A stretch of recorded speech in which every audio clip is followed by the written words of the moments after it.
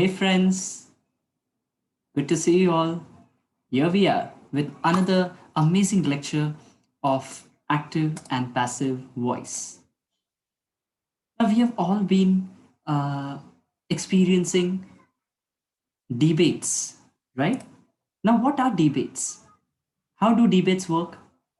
Person A argues with person B, Group A argues with Group B, right?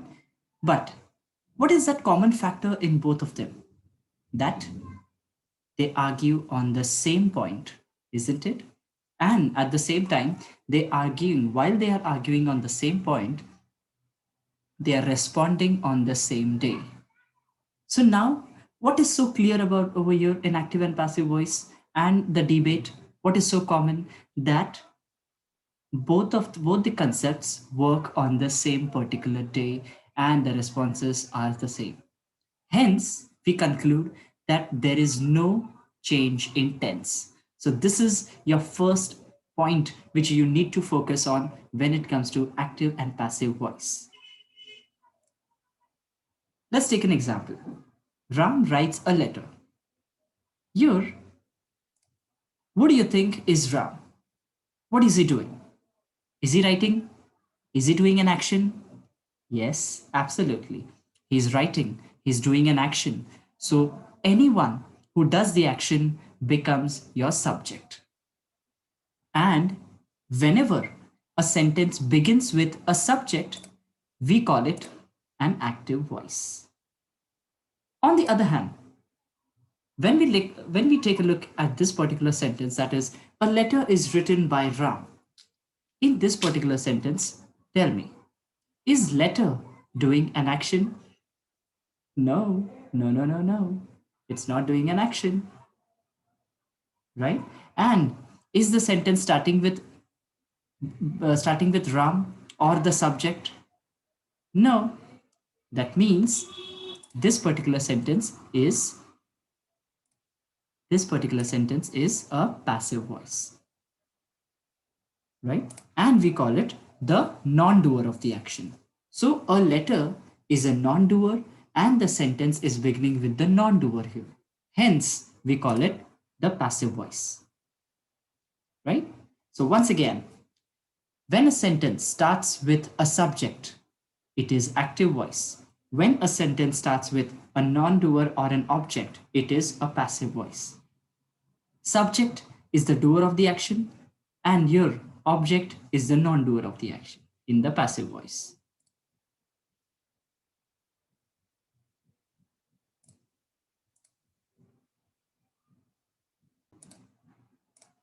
Time to test the sentences. There we go. Read the question properly. What does the question say? Underline the verb and identify the active and passive voice. That means we are supposed to first find the verbs from the sentence and then figure out whether the sentence is active or passive. So let's start. Here we go with the first one. England gave Ramanujan great honors. Come on, come on. Which is the verb? There you go. It's gave. Gave is the verb. But now wait.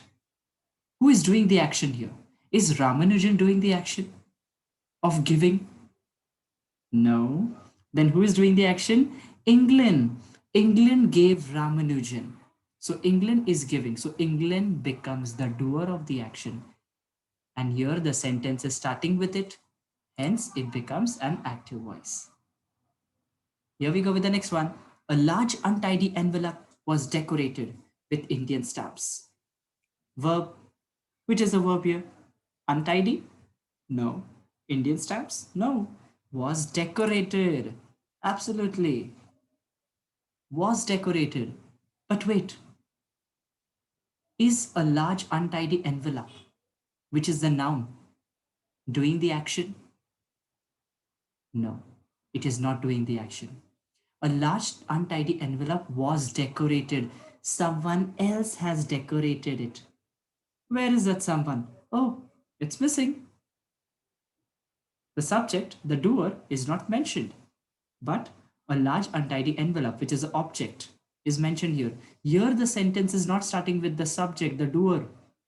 but it is starting with the non-doer or the object. Hence, we call it passive voice. Let's go with the next one. The timetable was not altered. Which is the verb here? Correct. Was not altered. But is the timetable doing the action? Check the first word. Is the timetable doing the action? No, it is not doing the action. The timetable was not altered by someone, by him, by her, right? So here the timetable is a non-doer. Hence, it is passive voice. There we go with the next one. Very well. She saw her son in a big hall. Check the first word. She saw her son. Which is a first? Which is a verb? Exactly, saw. But who is doing the action of seeing or watching or noticing or observing? It's she. She is doing the action. Sentence is starting with the doer of the action. And here we go with active voice. Here we go with next one. Hardy corrected his statement. Who corrected? That's right, Hardy. That means correcting is an action. Who is doing the action? Hardy, right? So corrected is the verb, and here we go with active voice. Ramanujan was brought to England.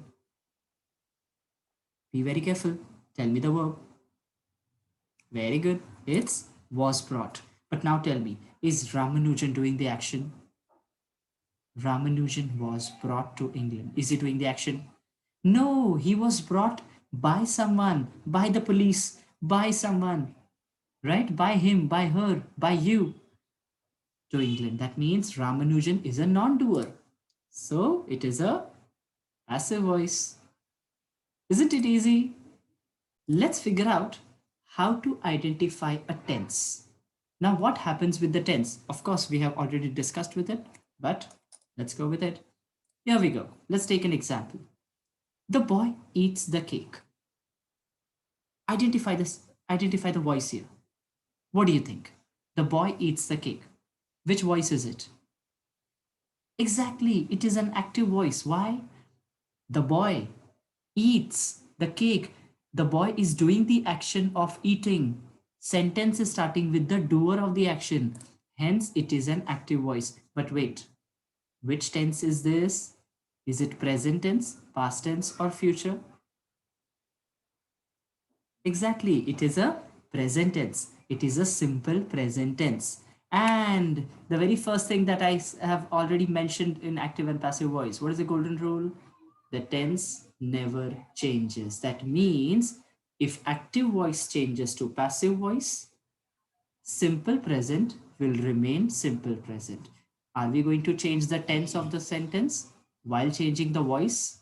No, we are not going to change the tense of the sentence. Only voice changes, no change in tense, right? So come on, here we have three options available for passive voice. Pick the correct passive voice. Is it A or B or C?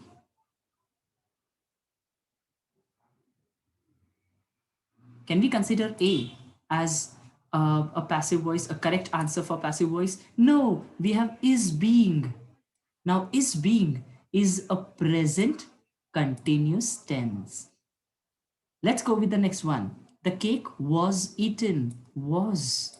Is was a present tense? No, it's a past tense. Let's go with the next one. The cake is eaten. Is. Well, here it is. This is a present tense. Hence, the correct answer here is C, which is the cake is eaten by the boy. And if you notice, there is a common factor in all three: eaten, eaten, eaten, which we will talk about in a while.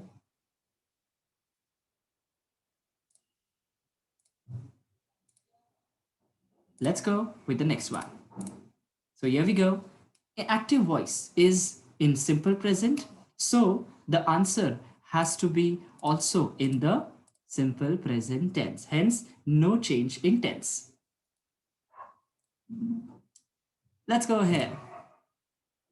Now, there are 4 steps involved in changing from active to passive. How many steps are involved? Come on. 1, 2, 3, 4. How many steps? 4 steps. 1, 2, 3, 4. How many steps? 1, 2, 3, 4. Exactly. There are 4 steps involved in changing the voice. Let's take the first change. What is the first change? What does the first change say? The first change says that when we change from active to passive, we are supposed to change the subject and the object. The boy will be in the last and the cake will be in the first, in the beginning. So there we go. We have swapped the positions of subject and the object in the sentence. So this goes with our first golden rule. Swap the subject and the object. Let's go with the next one. Which is the next step? The next step is correcting the to be form. What is this to be form? So to be form is nothing but helping verb. What do you mean by to be form? Helping verb, exactly. So let's check. In the active voice, in this particular sentence, do we have any helping verb or do we have any other word apart from eats? No, I cannot see it. Hence, we need to modify it. We need to correct it in the passive voice. So what I have done in the passive voice, I have added is along with the main verb. Is this part clear? Super. You're going great. Come on. Let's discuss about the third point. So which is the third step? Past participle of the main verb. So what does that mean? Let's check it. Here we have the main verb as eats, which is an active voice. But when we change to passive, main verb always changes to past participle. Yes, and we have learnt the past participle forms are en or ed or ne or t. These are the suffixes which we add. That is, eat becomes eaten, drive becomes driven, finish becomes finished, catch becomes caught. Isn't it? So this goes your third step, which is common for all of them. That is past participle of the main verb. Let's go with the next one. The next step, the last step, is very easy. It says add the preposition by, and you're done with your 4 steps. I'm sure that all these 4 steps are clear to everybody so that we can now move on with another part. That is, let's take a look at what kind of to be forms do we have.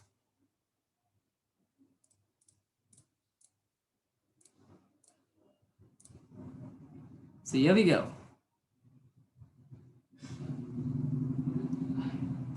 For present tense, we use am, is, are. For past tense, we use was and were. For future, very easy, it's will and shall. For continuous tense, wait, we use again am, is, are, was, were. But we have one more addition, a complementary gift with it, and that is being.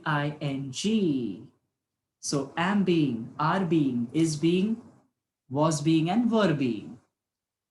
This is how it becomes continuous tense. Let's go with the next one, that is perfect. In perfect tenses, we have, has, had, and will have, plus a complementary gift for it. That is BEEN.